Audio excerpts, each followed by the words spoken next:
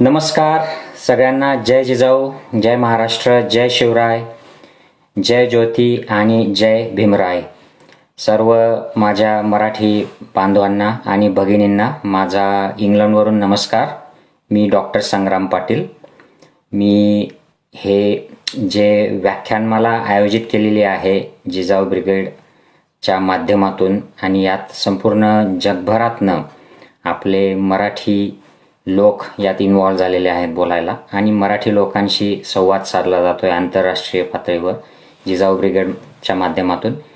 त्याच्यावर या मंचावर मी आज बोलतो आहे, आणि मी माधुरी भदानेजी यांचे आभार मानतो की त्यांनी खूप प्रयत्नपूर्वक हे असे सगळे वक्ते जगाच्या वेगवेगळ्या भागातून एकत्र जोडलेत खेडेकर साहेबांसकट, आणि सगळ्यांच्या वेळा घेऊन सगळ्यांची संपर्क करून हा योग घडवून आणला आहे. मला वाटतं हा एक खूप ऐतिहासिक प्रसंग आहे आपल्या सगळ्यांसाठी की आपण जिजाऊ ब्रिगेडच्या माध्यमातून एक सामाजिक प्रबोधन करण्यासाठी या कोरोनाच्या महामारीच्या काळात आपल्या घरी बसून हे सगळं आपल्याला मिळतं आहे, आणि हा संवाद माझ्यासारख्या लोकांना साधायला मिळतोय की जे परदेशात राहून कोरोनाच्या क्षेत्रात काम करतायत किंवा इतर क्षेत्रात काम करतायत एक्सपर्ट म्हणून.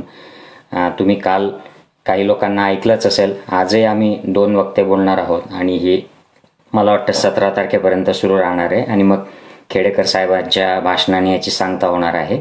तर रोज प्लीज हा कार्यक्रम बघा आणि हे जास्तीत जास्त पसरवा यातनं, कारण हे जे प्रबोधन होणार आहे, ही जी माहिती आपण एकमेकाशी शेअर करणार आहोत, यातून खूप मोठं प्रबोधन होणार आहे.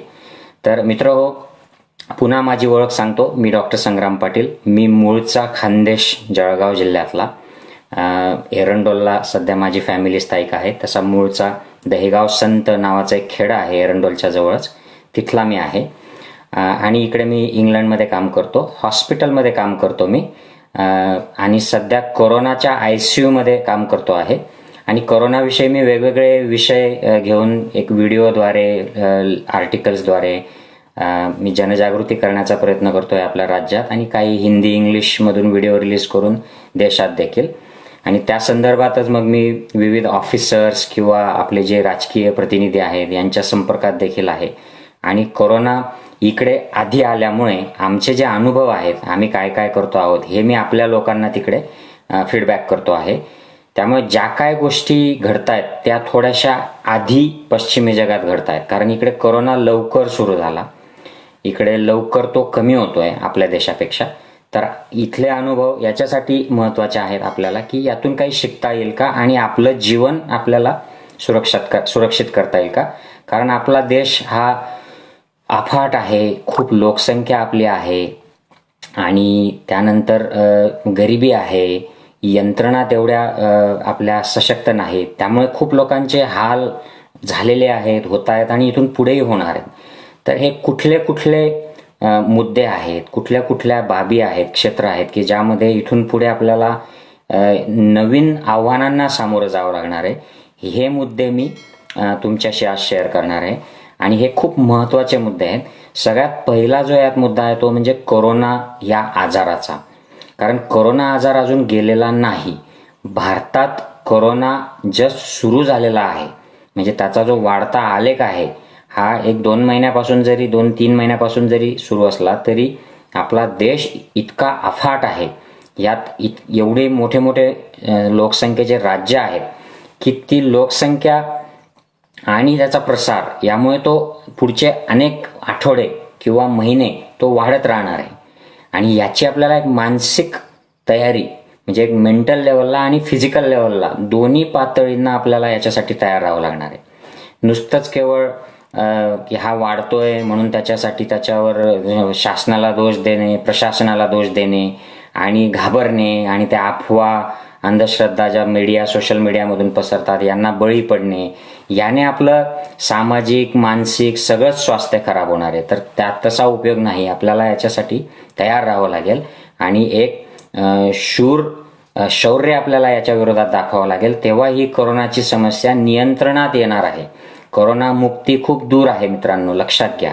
कारण ज्या पद्धतीने हा कोरोना वागतोय, आता आमच्याकडे इंग्लंडमध्ये कोरोना कमी झाला, पण आता लॉकडाऊन उघडल्यानंतर परत केसेस वाढायला लागल्या आहेत आणि हे भारतामध्ये कोरोना कमी न होता लॉकडाऊन उघडलेला आहे. म्हणजे कोरोनाच्या केसेस जेव्हा सर्वोच्च स्थानी आहेत, पीकला आहेत, तेव्हा आपलं लॉकडाऊन खुललं आहे. तर आपल्याला याचा सामना जास्त मोठ्या पद्धतीने करावा लागणार आहे. जास्त केसेस आपल्या वाढतील, खूप लोक आजारी पडतील अजूनही आणि काही त्यातले दगावतील. तर ही समस्या आपली कंटिन्यू राहणार आहे. महाराष्ट्राचा विचार केला तर जवळजवळ जुलै एंड येऊ शकतो ही समस्या कमी व्हायला. तर त्या दृष्टीने शासन, प्रशासन आणि जनता या सगळ्यांनीच तयारी ठेवणं गरजेचं आहे. दुसरा जे यात मुद्दा आपल्याला आता इथून पुढे सामना करावा लागेल तो असा की गैर कोरोना आरोग्य सेवा ज्या आहेत त्या आपल्या खूप अफेक्ट होत आहेत. म्हणजे बऱ्याचशा डॉक्टरांनी दवाखाने अजूनही बंद ठेवलेले आहेत आणि ज्यांनी सुरू ठेवले आहेत ते पार्ट टाईम फोनवर किंवा त्यांचा फक्त रिसेप्शनिस्ट किंवा नर्स खाली असते आणि मग ते असं दुरून ॲडवाईज करतात. आणि जे प्रत्यक्ष काम करतायत ते सुद्धा मोजकाच वेळ काम करतायत. मोठे मोठे ऑपरेशन सगळे थांबले आहेत. लक्षात घ्या, ज्या लोकांना आज हृदयाचं बायपास सर्जरीची गरज आहे त्यांचं ते थांबलं आहे. ज्यांना मोठा कॅन्सरचा ट्यूमर काढून घ्यायचा आहे त्यांचे ऑपरेशन्स थांबले आहेत. त्यांचे निदान होण्याचं देखील थांबलं आहे. म्हणजे हा 3 महिन्यापासूनच्या काळामध्ये नवीन निदान होणं आणि त्याच्यावर ताबडतोब इलाज करणं, उपचार करणं हे सगळं थांबलं आहे. मला असे देखील काही मित्रांचे मेसेजेस आले, लोकांचे मेसेजेस आले की सर माझी बायको प्रेग्नंट झाली आहे, सर माझी गर्लफ्रेंड प्रेग्नंट झाली आहे, आमची चूक झाली, आता काय करू, आम्हाला MTP करून पाहिजे. आणि ती अशा साध्या साध्या सुविधासुद्धा लोकांना उपलब्ध नाही आहेत.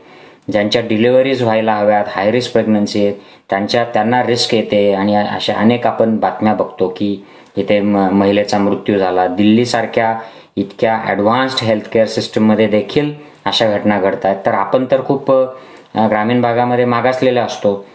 त्यामुळे या गैर कोरोना सेवा ज्या आहेत ह्या खूप अफेक्ट होत आहेत आणि यासाठी डॉक्टरांना पुढे यावं लागेल, यासाठी लोकांना जागृत व्हावं लागेल. आणि आपल्याला गरज नसेल तर या सेवांचा लाभ घ्यायचा नाही आणि गरज असेल तरच जायचं. म्हणजे दवाखान्यांवर पण लोड येणार नाही आणि उगाच आपण घाबरून मला श्वासला त्रास होतो आणि मला झोप येत नाही असं घाबरून भीतीपोटी स्वतःचं आरोग्य खराब करून घेतलं तर आपल्याला मग जास्त दवाखान्यांची गरज पडेल आणि मग दवाखाने आपल्यासाठी सज्ज नसल्यामुळे अजून तारांबळ उडेल. तर हे गैर कोरोना आरोग्य सेवा जी आहे ही आपली ताबडतोब पूर्ववत होणे आणि माता, बालक यांचं लसीकरण, यांचा आहार, पोषण या संदर्भातल्या ज्या सुविधा आहेत या लवकर सुरू झाल्या पाहिजेत. इमर्जन्सी सेवा आजही, आता मला जळगावहून काही मेसेजेस येतात, एखाद्याला इमर्जन्सी डायलिसिस लागतं तर ते उपलब्ध, अगदी त्यांचा जीव जातो तरी उपलब्ध होत नाही आहे. तर या गोष्टी गैर कोरोनाच्या ज्या आहेत त्या खूप अफेक्ट करत आहेत आपल्या सगळ्याच यंत्रणेला. तर त्या आता कमी झाल्या पाहिजेत, नाहीतर मग याने जास्त जास्त जीव जाणार आहे. लॉकडाऊन हा जो प्रकार झाला तो म्हणजे अचानक लॉकडाऊन आपल्या देशामध्ये सुरू झाला, याची कुठली पूर्वतयारी नव्हती हे आता आपल्याला सगळ्यांना माहीत आहे. तर याच्या राजकारणात न जाता त्यामुळे काय झालं, यामुळे झालं असं की जे लोक मुंबई, पुणे, दिल्ली, अहमदाबाद अशा मोठ्या शहरांमध्ये, तिथे अनेक लोक असे राहतात की जे सकाळी काम करतात आणि रात्री झोपायला येतात त्यांच्या खोल्यांमध्ये. आणि त्यांच्यासोबतच अशी एक टीम असते की जी रात्री काम करते आणि दिवसा त्याच खोल्यांमध्ये झोपते. म्हणजे ते शिफ्टमध्ये त्या खोल्या वापरतात. आणि अचानक त्यांना काहीच माहिती नसताना लॉकडाऊन सुरू झाला. ते सगळे त्या बंद खोल्यांमध्ये आले. म्हणजे ज्या खोलीमध्ये 2 जण झोपायला कशी बशी जागा असायची तिथे 5 ते 6 लोक आले. त्यांना बाहेर पोलीस मारतायत, खायला काहीच नाही, बाहेर जाऊन विकत घ्यायला त्याची सोय नाही आणि विकत घ्यायला जावं तर पैसे संपले, नोकर त्यांच्या कंपनीवाल्यांनी पैसे देणे बंद केलं, नोकऱ्या गेल्या.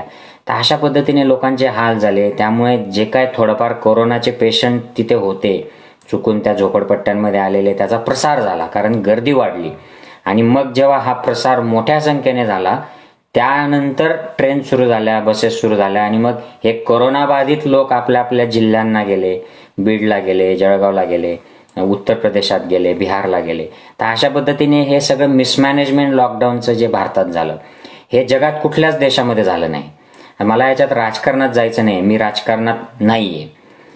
त्यामुळे हे जे प्रॅक्टिकल जे आहे यावर मी बोलतो आहे. आणि जर कोणी तिथले लोक, आपले मीडियातले लोक बोलत नसतील किंवा काय आपले लोक घाबरत असतील बोलायला, तर मला त्याच्याशी काही घेणं नाही, मी यावर बोलणार. तर हे असं झालेलं आहे. जगात कुठेच असे लोक रस्त्यावर 500-500 किलोमीटर सायकलवर चाललेत, पायी चाललेत, मुलांना घेऊन चाललेत, रस्त्यावर बायकांची डिलिव्हरी होते, लहान लहान मुलं महिला यांचे हाल होत आहेत, त्यांचं शोषण होत आहे. हे जगात कुठेच झालं नाही आणि हे भारतात झालं. आणि हे आपण महाराष्ट्रवासियांनी आपण पाहिलं. मुंबई पुण्यावरनं नाशिकवरनं जेव्हा लोक पायी जात होते, आणि आपण खूप चांगले लोक आहोत, आपल्याला फुले शाहू आंबेडकरी वारसा लाभलेला आहे, आपल्याला सावित्री माता जिजामातांच्या या समाजकारणाचा, सामाजिक जाणीवेचा वारसा लाभलेला आहे.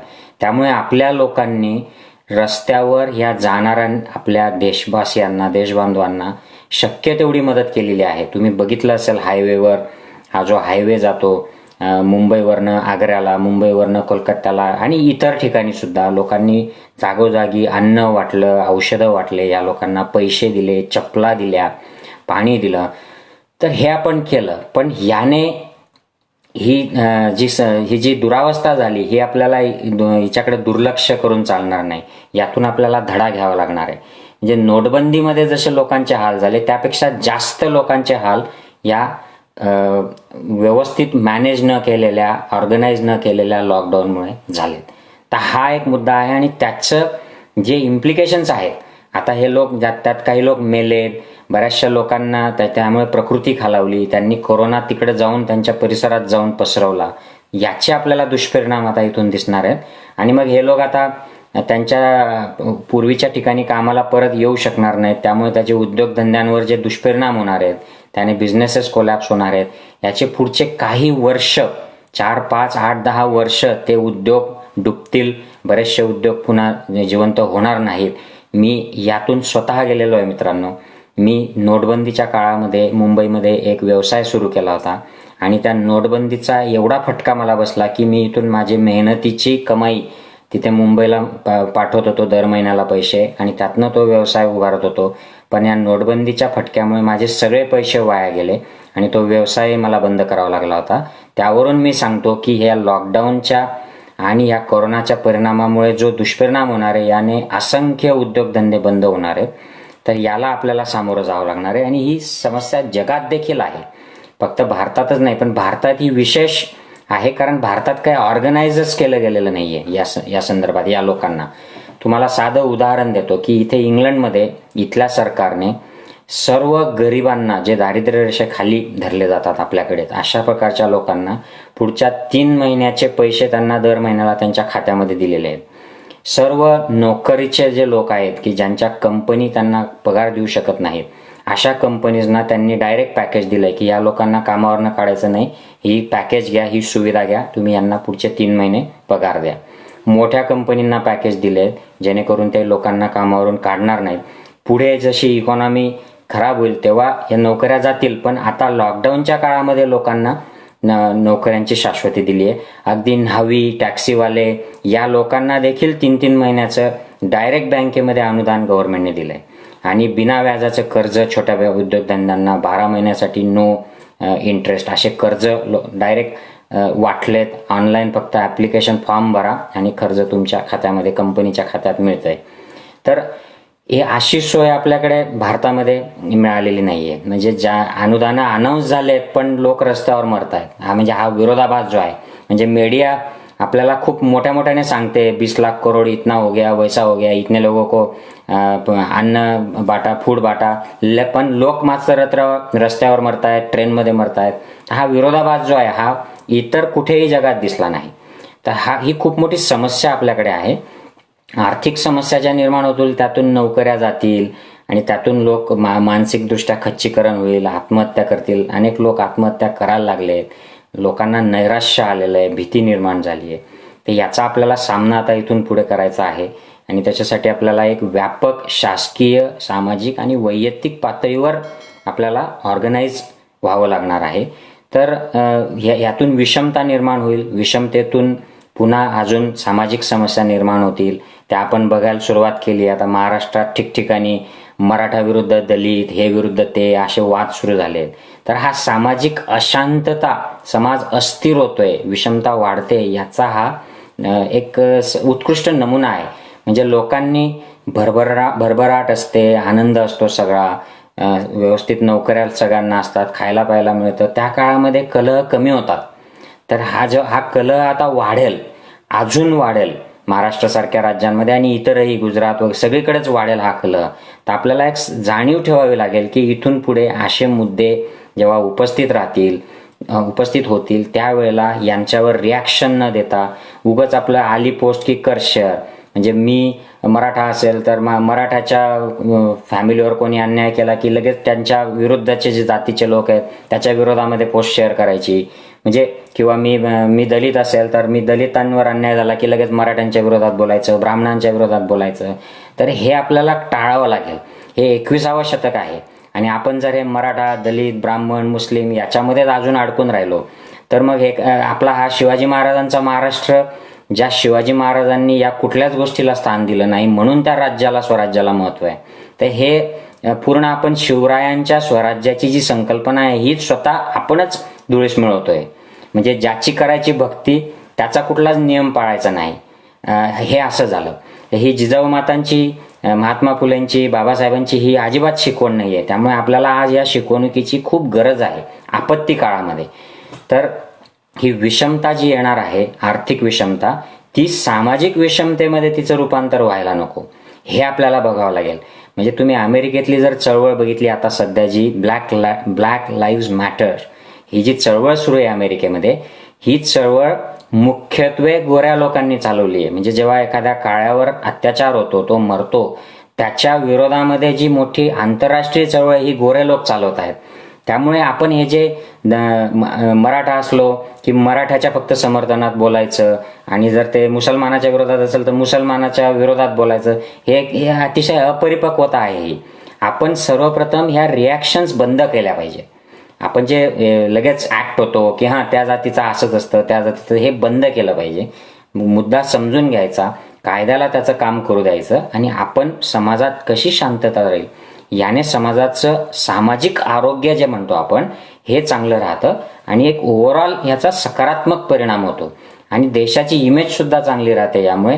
म्हणूनच ह्या जे परकीय देश आहेत इथे जर एखाद्याला इन्व्हेस्ट करायचं असेल, घर घ्यायचं असेल मोठ्या सुपरस्टारला, तर तो येऊन मराठवाड्यात किंवा खानदेशात किंवा मालेगावला घर घेत नाही. कारण तो बघतो की इथे काय उपयोग आहे, ही सगळी अशांतता आहे, समाज सुरक्षित नाही. तो दुबईसारख्या ठिकाणी जाऊन घर घेतो किंवा तो इंग्लंडमध्ये कुठेतरी ग्रामीण भागात घर घेतो की जिथे समाज सुरक्षित आहे, शांतता आहे. त्यामुळे इकडच्या पैशाची व्हॅल्यू वाढते, इथे जीवनाची सुरक्षितता वाढते. ह्या गोष्टी आपल्याला पण केल्या पाहिजेत. का नाही आपण सुरक्षित समाज निर्माण करायचा, का नाही आपला समाज हा एक परिपक्व समाज असला पाहिजे. तेच तर आपल्या महापुरुषांना अभिप्रेत होतं आणि तेच आपण केलं पाहिजे. आणि हा कोरोना काळ जो आहे हा त्यासाठी खूप महत्त्वाचा आहे की याच्यामध्ये आपण हे जात, धर्म हे निर्माण केले, त्या लोकांनी केले, ते आता छान सुखात राहतात सगळे, त्यांच्यामध्ये जातपात सगळी कुठली नाही. पण हे आपणच पाळत बसलोय शेकडो, आता याला जवळजवळ 1,500-2,000 हजार वर्ष झाले या जातीपाती पुन्हा प्रस्थापित व्हायला.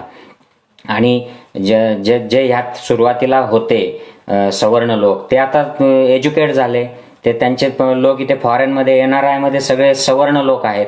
उलट याच्यामध्ये बहुजन कोणीच दिसत नाही. इथे NRI लोकांमध्ये मराठा, माळी, कोळी, साळी, कुणबी कोणीच नाही. आपण तिथेच बसलोय जातीपातीच्या लढाया करत. तर हे आपलं शिकलं पाहिजे आपण या लोकांकडनं, ब्राह्मण लोकांकडनं शिकलं पाहिजे आणि जे काय बनिया लोक आहेत यांच्याकडनं शिकलं पाहिजे. ते कुठे अशा जातीपातीच्या कट्टर लढायांमध्ये, सोशल मीडिया वार असेल किंवा गावातले भांडणं असतील, दंगली असतील, याच्यात कुठे सहभागी नाही होत. हे लोक प्रगतीच्या वाटेने निघाले. तसं आपल्याला ग्रामीण भागामध्ये सुद्धा जे इतर समाज आहेत यांनी शिकलं पाहिजे की आपण आपला स्वार्थ कशात आहे, माझ्या कुटुंबाची प्रगती, माझ्या समाजाची प्रगती, माझ्या गावाची प्रगती, एकी ठेवणे, परिपक्व पद्धतीने कुठल्याही रिॲक्शन्स देणे, हे खूप महत्त्वाचं आहे आणि हे शिकलं पाहिजे. आणि मराठा सेवा संघ आणि जिजाऊ ब्रिगेड, भामसेप असतील, संभाजी ब्रिगेड असतील, यांचं जे एक मला काम जे आवडतं की लोकांमध्ये ही जनजागृती करणे की अरे बाबांनो हे बंद करा, आपला विकास कशात आहे ते बघा, आपण कुठे आहोत, डोळे उघडा आणि बघा खरे शिवाजी महाराज काय खऱ्या जिजाऊ काय, खरे महात्मा फुले काय, खरे बाबासाहेब आंबेडकर कोण, कसे होते, आपले संत काय सांगत होते, तुकोबा काय सांगत होते, हा सगळा जो प्रचार, सत्याचा प्रचार या संघटनांनी केला आहे, हा खूप महत्त्वाचा आहे. आणि जिजाऊ ब्रिगेडचं काम त्यापेक्षाही जास्त अजून महत्त्वाचं आहे. कारण जी माता, पहिला जो टीचर असतो आपला घरातला, पहिली शिक्षिका, तिला जागृत करण्याचा हा जो वसा जिजाऊ ब्रिगेडने घेतला आहे, हा खूप महत्त्वाचा आहे. मी तर असं म्हणेन की या कामामध्ये आपण सगळ्यांनी जुळलं पाहिजे. आणि जिजाऊ ब्रिगेडच्या माध्यमातून हे फक्त जिजामातेंच्या स्मृतिदिनानिमित्तच नाही, तर दर महिन्याला, दर आठवड्याला आपण या अशा प्रकारच्या व्याख्यानांचं आयोजन केलं पाहिजे. आणि जगभरातले आपले जिथे जिथे लोक आहेत, मग ते हिंदी भाषेतनं बोलत, मराठीतनं बोलत, अगदी इंग्लिशही बोलत, कारण आपल्याला इंग्लिशमधून सुद्धा काही लोकांचं प्रबोधन करायची गरज आहे. इंग्लिश आली म्हणजे तुम्हाला खूप बुद्धी आली असा भाग नाही. इंग्लिश बोलणारे पण सगळे कर्मकांड, हे जातीपातीचे द्वेष, धर्मांधता ही त्यांच्यातही आहे. तर हे सगळं आपल्याला आयोजन करावं लागेल. पुढचा मुद्दा मी घेतो. शिक्षण हे खूप आपला अफेक्ट होणार आहे. मित्रांनो, लक्षात घ्या, आपला समाज जो आहे सगळा, भारतीय समाज किंवा राज्यातला समाज हा बहुतांश ग्रामीण आहे. आणि शहरी जरी असला तरी शहरात काही सगळे श्रीमंत लोक नाही आहेत. तर या श्रीमंत लोकांचं शिक्षण यात फारसं याच्यावर दुष्परिणाम होणार नाही कोरोना काळामध्ये. कारण श्रीमंतांच्या शाळा ह्या त्यांच्या ॲडमिशन्स जानेवारी फेब्रुवारीमध्येच होतात. त्यांच्या शाळा आता ऑलरेडी ऑनलाईन सुरू झाल्या आहेत. आता ह्या लोकांची फारशी दुरावस्था होणार नाही. शाहरुख खानच्या मुलांचं शिक्षणाचा कशाला दुरावस्था होईल? एखादा श्रीमंत IT इंजिनियर असेल, त्याच्या मुलांचं कशाला होईल? यांना काही फरक पडणार नाही. हा आपले जे ग्रामीण भागातले लोक आहेत, जे शेतकरी आहेत, मिडल क्लास जे लोक आहेत, नोकऱ्या करणारे किंवा मजूर आहेत, या लोकांच्या मुलांच्या शिक्षणाची खूप दुरावस्था होणार आहे. कारण बऱ्याचशा घरांमध्ये व्यवस्थित इलेक्ट्रिसिटी नाही, इंटरनेटचे कनेक्शन्स नाहीत, स्क्रीन्स नाही, तो डेटा महागडा त्यांना परवडणार नाही, त्यांच्याकडे मोठे TV नाही. तर हे सगळं त्यांना अवघड होणार आहे आता इथून येणाऱ्या काळामध्ये. त्यामुळे ऑनलाईनचं जरी सगळीकडे चर्चा सुरू असली तरी आपल्याला आपल्या मुलांचं शिक्षण कसं करून घ्यायचं यासाठी काही गावातले तरुण असतील, तरुण मुलं मुली यांनी थोडंसं जर यात लक्ष घातलं आणि मुलांचा अभ्यास करून घेतला, योग्य सोशल डिस्टन्स वगैरे करून, जे शिक्षक मंडळी, शिक्षिका मंडळी असतील आपल्या, त्यांनी सुद्धा मुलांचं कमीत कमी कसं नुकसान होईल यात जर थोडं लक्ष घातलं, आपल्याला त्यांच्या घरी जायची गरज नाही, पण आपण फोनवरून त्यांना मार्गदर्शन करू शकतो. आजकाल PDF उपलब्ध आहेत प्रत्येक पुस्तकाच्या, त्या आपण त्यांना शेअर करू शकतो. आणि जिथे जिथे शक्य आहे तिथे आपण जर आपल्या मुलामुलींना जर एज्युकेशनच्या ह्या मुख्य प्रवाहामध्येच ठेवलं सध्या, तर त्यांचं नुकसान कमी होईल. या विषयावर मी आज 7 वाजता फेसबुकवरून बोलणार आहे डिटेलमध्ये, एज्युकेशन, करिअर, या स्पर्धा परीक्षा. तर तुम्हाला कोणाला वेळ असेल तर संध्याकाळी 7ला फेसबुकला बघा. तर शिक्षण पद्धत बदलणार आहे आणि आपल्यासाठी, आपल्या ग्रामीण भागातल्या लोकांसाठी, मुलं, तरुण तरुणी यांच्यासाठी खूप ॲक्च्युली सुवर्ण संधी आहे की आपल्याला अमेरिका, UK, इंग्लंड सारख्या युनिव्हर्सिटीज आता अगदी स्वस्त कोर्सेस, ऑनलाईन डिस्टंट कोर्सेस त्यांनी ऑफर करायला सुरुवात केली आहे. म्हणजे आपल्याला अमेरिकेला जाऊन व्हिसा काढून तिथे राहून जायची गरज नाही. ती अमेरिकेतली हार्वर्ड युनिव्हर्सिटी आपल्याला सर्टिफिकेशन कोर्स कमी किमतीमध्ये उपलब्ध करून देत आहेत. ब्रिटनच्या केम्ब्रिज, ऑक्सफर्ड युनिव्हर्सिटीज कमी किमतीत स्वस्त कोर्सेस करतायत आणि ह्या कोर्सेसची क्वालिटी खूप चांगली आहे. खूप प्रॅक्टिकल कोर्सेस असतील हे. तर ही संधी आपल्याला उपलब्ध झालेली आहे. त्यामुळे तुम्हाला नेमकं काय करायचं आहे, प्राप्त परिस्थितीमध्ये कुठल्या कुठल्या गोष्टी तुम्हाला करता येऊ शकतात, कुठले कोर्सेस अवेलेबल आहेत यावर लक्ष ठेवा आणि या संधीचा फायदा घ्या. उगाच आपलं आता हे बंद झालं, ते बंद झालं आणि आता काय करिअर नाहीत, नोकऱ्या निघत नाहीत असं रडत बसण्यात फायदा नाही.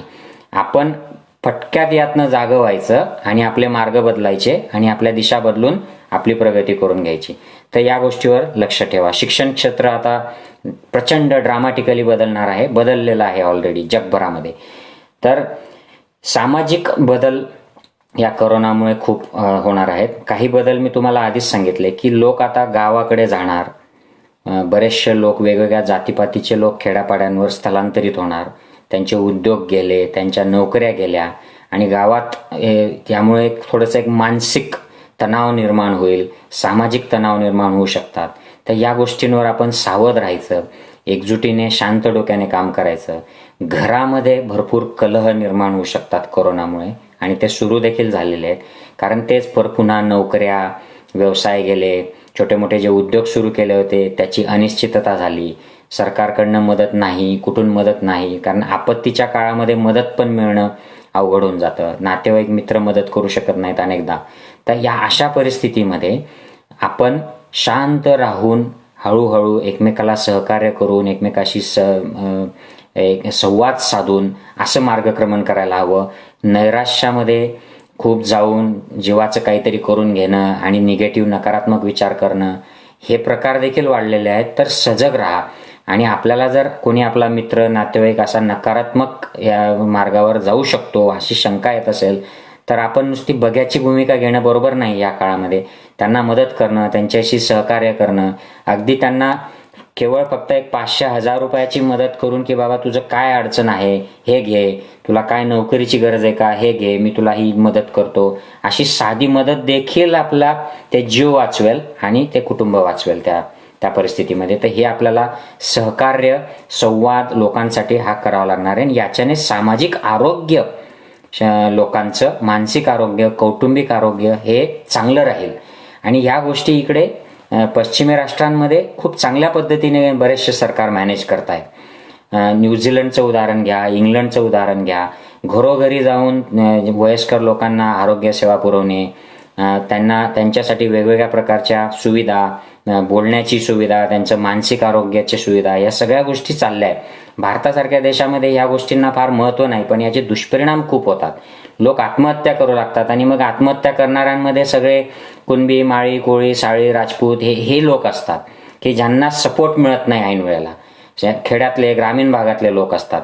तुम्ही बघा, आत्महत्या करणाऱ्यांमध्ये आपण ज्यांच्याकडून शिकलं पाहिजे, ब्राह्मण, सिंधी, मारवाडी, जैन, ह्या लोकांमध्ये हे प्रमाण नसतं. इव्हन मुस्लिम लोक सुद्धा आत्महत्या करत नाहीत. एकमेकाचं ते एकमेकाला मदत करतात, एकमेकाशी संवाद साधतात. तसं आपल्याकडे देखील ग्रामीण भागामध्ये झालं पाहिजे. हे आपल्याला शिकलं पाहिजे लोकांकडनं, एवढंच मला म्हणायचं आहे. तर याने राजकीय काही गोष्टी आपल्याला सावध राहावं लागेल.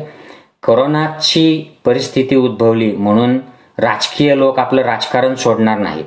कोरोनाची सुरुवातच जी भारतात जी झाली तिचा राजकारणाने सुरुवात झाली आहे. तो ट्रम्प तात्या आला आणि त्या ट्रम्प तात्याच्या कार्यक्रमामध्ये लाखो लोक त्या अहमदाबादमध्ये जमले आणि बाहेरूनही आले.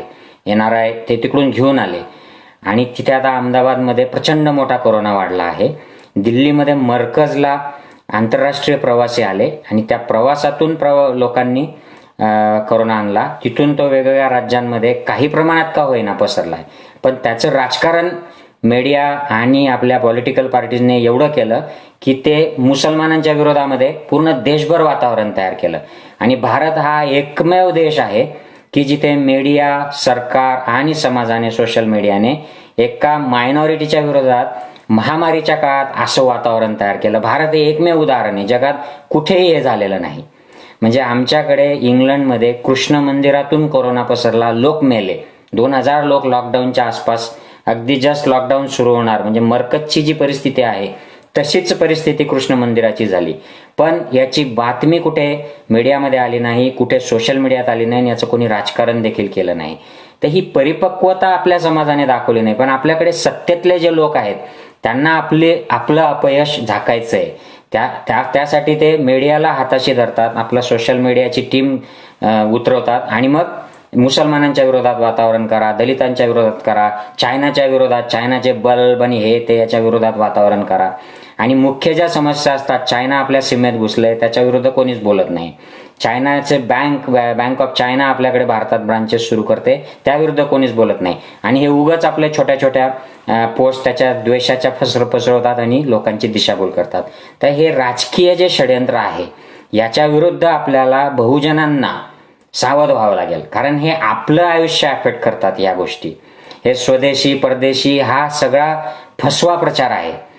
हे स्वदेशीच्या प्रचाराच्या पोस्ट ज्या तयार होतात, हे स्वदेशी ज्या लोकांच्या कंपन्या आहेत ते लोक ह्या पोस्ट तयार करतात, म्हणजे त्यांचे प्रॉडक्ट वापरले जावेत आणि मग इंटरनॅशनल कंपनीचं प्रॉडक्ट न घेता तुम्ही त्यांचं प्रॉडक्ट घ्या. याच्यासाठी यांना स्वदेशीचा पुळका आलेला असतो.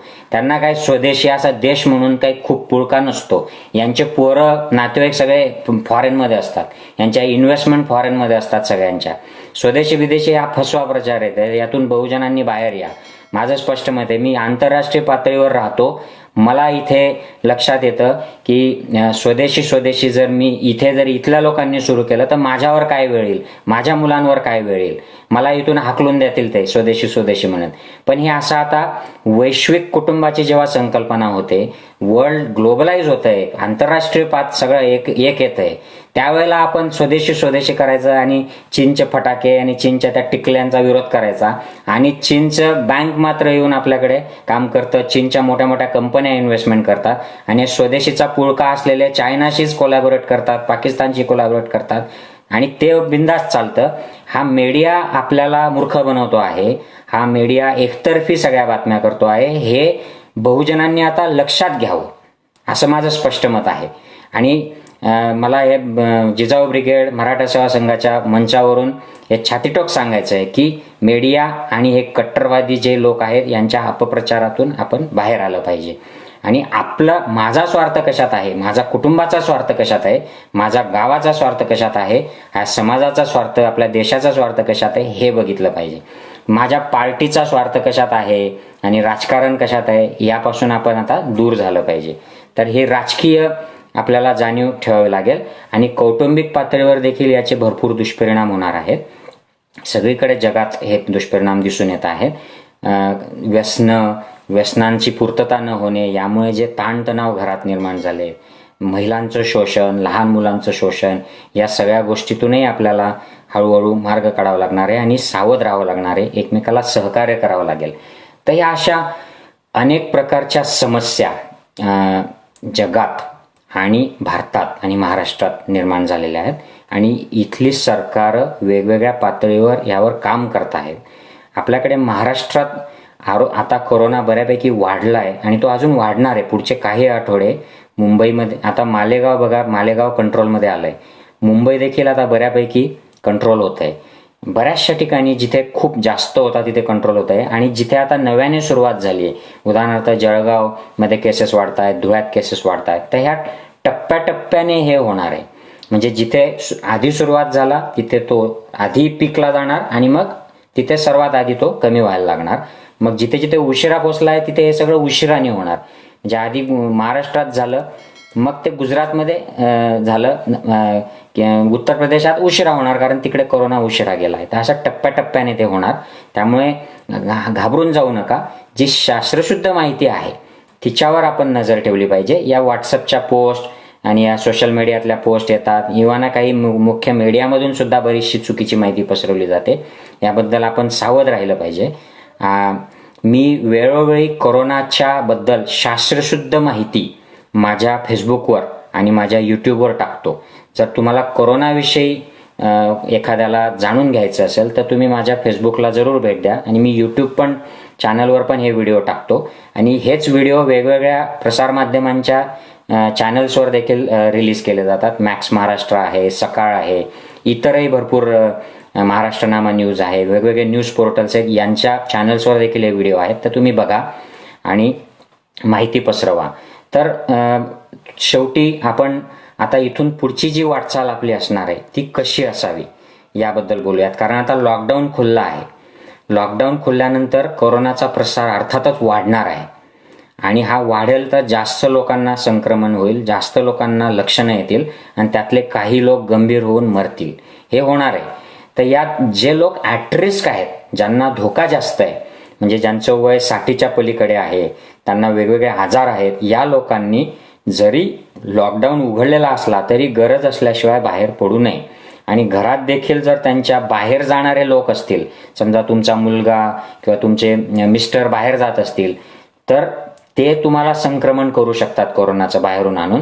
त्यामुळे तुम्ही अशा काळामध्ये त्यांच्यापासून देखील लांब थांबा. घरात एका कोपऱ्यामध्ये थांबा. तुम्ही स्वच्छता पाळा तुमची. शिंका खोकला करणाऱ्यांच्या जवळ जाऊ नका आणि लक्षणं काही दिसल्यास घाबरू नका. लवकर आरोग्य यंत्रणेच्या संपर्कात जा. तर ॲट रिस्क लोकांनी खूप काळजी घेणं महत्त्वाचं आहे. दुसरी गोष्ट जी आहे, मी या 5 गोष्टींना पंचसूत्री म्हणतो. मी हे मुख्यमंत्र्यांना देखील पाठवलेलं आहे आणि आता हे बऱ्यापैकी लोकांना कळली आहे पंचसूत्री. पहिली म्हणजे ॲट रिस्क लोकांनी काळजी घ्यायची. गरज असल्याशिवाय बाहेर पडू नका. बाहेर पडावंच लागलं तर गर्दीत जाऊ नका. मास्क लावा आणि हाताची स्वच्छता ठेवा. तोंडाला, नाकाला किंवा डोळ्यांना हात लावू नका वेळ, आणि वारंवार हात धुत राहा. तासाला हात धुत राहा. तर हे पहिला मुद्दा. दुसरा मुद्दा म्हणजे सोशल डिस्टन्स पाळा. 2 मीटर पेक्षा जास्त अंतरावर इतरांपासून थांबा. तिसरा मुद्दा, गर्दीमध्ये जाऊ नका आणि गर्दीचं आयोजन करू नका. मग ती अंत्ययात्रा असो, लग्न असो, या कुठल्याच फंक्शनमध्ये आजकाल गर्दी नको. 5 लोक नवरीकडचे, 5 लोक नवरदेवकडचे, आणि आपल्या शिवविवाह किंवा सत्यशोधक विवाह किंवा नोंदणी विवाह, काही कुठले विधी कर्मकांड करायची गरज नाही. केले तरी त्या कर्मकांड करणारा जो भिक्खू असेल किंवा पुजारी असेल किंवा मौलाना असेल त्याच्यापासून लांब राहा, कारण तो 17 लोकांना भेटतो आणि तो आपल्याला धोका करेल आणि आपल्यापासून त्याला बिचारायला धोका होईल. तर ही सगळी काळजी आपल्याला घ्यावी लागेल. चौथा जो मुद्दा आहे तो प्रवास करताना आणि कामावर आपल्याला सोशल डिस्टन्स ठेवणे, स्वतःचं प्रोटेक्शन करणे, मास्क लावणे, इकडे तिकडे हात न लावणे. आणि प्रवास करताना आपल्या बाईकवर जात असाल किंवा कारने जात असाल तर 4-5 जण त्या कारमध्ये इकडचे तिकडचे बसले तर तो पसरेल, टॅक्सीमध्ये पसरेल, बसमध्ये पसरेल. तर ही सगळी काळजी आणि सावधगिरी आपल्याला लागेल. आणि 5वा मुद्दा, दवाखान्यात गरज असेल तरच जा. उगाच काहीतरी डोकं दुखतंय, कंबर दुखतंय, नेहमीचं असेल तर टाळा. फोनवर बोलून घ्या आणि फोनवरनंच उपचार घ्या. आणि गेलात तरी कमीत कमी वेळासाठी दवाखान्यात जा. मास्क लावा, हात कुठे टच करू नका आणि आपल्या आरोग्याची काळजी घ्या. मात्र तुम्हाला जर शंका असेल की हा कोरोना असू शकतो का, तर लवकरात लवकर संपर्क करा आरोग्य यंत्रणेशी, म्हणजे तुम्हाला ते सल्ला देतील. तसाही कोरोनामध्ये कुठला फारसा प्रभावी उपचार नाही आहे आणि बहुतांश लोकांना काही गंभीर लक्षणं होत नाहीत. त्यामुळे फक्त तुम्हाला सल्लाच महत्त्वाचा असेल. त्यातल्या गोळ्या औषधं फार काही कामात येत नाहीत, पण तरी त्या दिल्या जातात. तर तुम्ही लवकरात लवकर आरोग्य यंत्रणेचा सल्ला घ्या आणि स्वतःचं आरोग्य हे जपणं खूप गरजेचं आहे. तर झोप घेणे, बॅलन्स्ड आहार घेणे, सकस आहार, मग तो व्हेज, नॉन व्हेज, अंडी, दूध, भाजीपाला, फळं, हे सगळं व्यवस्थित खा. कुठल्याच आहारातून कोरोना होतो किंवा कमी होतो हे शास्त्रशुद्ध माहिती नाही. त्यामुळे सगळं खा, ज्याला जे खायचं त्याने ते खा. तिसरी गोष्ट, व्यायाम करा, वॉकिंग करा, रनिंग करा. तुम्ही जे काय सूर्यनमस्कार करणे, योग करणे, प्राणायाम करणे, हे सगळ्या प्रकारचे व्यायाम नियमित करा. तुम्ही पूर्वी करत नसाल तर सुरू करा. आणि चांगली झोप घेणे. सोशल मीडिया आणि या ज्या ब्रेकिंग न्यूज, इतके पॉझिटिव्ह, इतके मेले आणि चायनाने असं केलं, पाकिस्तानने असं केलं, हे बंद करा. न्यूज चॅनल बंद करून टाका सगळे. काही गरज नाही आपल्याला हे सगळं. आणि ज्या ग्रुपमध्ये असं अफवा पसरवल्या जातात, द्वेषाचा प्रचार केला जातो, त्या व्हॉट्सअप, इंस्टाग्राम, फेसबुक सगळ्या ग्रुप्समधनं बाहेर या आणि बंद करा हे सगळं. रात्री झोपताना मोबाईल लांब ठेवा, आपला डेटा बंद करून ठेवा, म्हणजे कोणी तुम्हाला व्हॉट्सअपवर मेसेज करणार नाही, काही नाही. सकाळी उठल्या लगेच मोबाईलला हात नका लावू. थोडी शांतता ठेवा, फॅमिलीशी बोला, फॅमिलीमध्ये वेळ घालवा. आणि ह्या सगळ्या जे आपल्या मनावर दुष्परिणाम करणाऱ्या, सामाजिक आरोग्य बिघडवणाऱ्या ज्या गोष्टी आहेत, वैयक्तिक आरोग्य बिघडवणाऱ्या गोष्टी, यापासून आपल्याला आता इथून पुढे लांब राहावं लागेल. तर मित्रांनो, शास्त्रशुद्ध आणि वैज्ञानिक विवेकवादी माहितीवर विश्वास ठेवा. अंधश्रद्धा सोडून जास्तीत जास्त शास्त्रशुद्ध माहितीचा प्रचार समाजामध्ये करा. तर मी थांबतो. माधुरी ताईंचं मी धन्यवाद देतो. त्यांनी हे सगळं आयोजन, खूप छान आयोजन केलेलं आहे ताई तुम्ही. हे आता केवळ फक्त जिजाऊंच्या स्मृतिदिनापुरतं मर्यादित न ठेवता चांगले जे आपले वक्ते आहेत त्यांना या मंचावरून नियमित बोलायला लावा, म्हणजे आपल्या लोकांना सगळ्यांना त्याचा फायदा होईल. मी कधीही तयार आहे कुठल्याही विषयावर लोकांशी संपर्क करायला. आणि कोरोनाचं सगळं नियंत्रण झाल्यानंतर मी जेव्हा भारतात असेल तेव्हाही मी या कामात आनंदाने सहभागी होईल. मला आवडेल. सगळेजण काळजी घ्या. पुन्हा जिजाऊंच्या स्मृतीला अभिवादन करतो. जय जिजाऊ, जय शिवराय, जय महाराष्ट्र. नमस्कार.